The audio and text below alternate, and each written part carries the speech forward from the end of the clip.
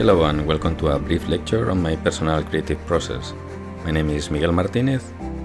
I'm originally from Spain, but I live in Amsterdam right now, working as principal concept artist for Guerrilla Games. We are the makers of Horizon Zero Dawn and Killzone with all its sequels. We are going to talk about different scenarios that usually happens when getting a briefing. I will try to give examples of some expectations from the client and what are the directions that we need to follow before we even start drawing. We will see at the end of the class if we deliver on those expectations.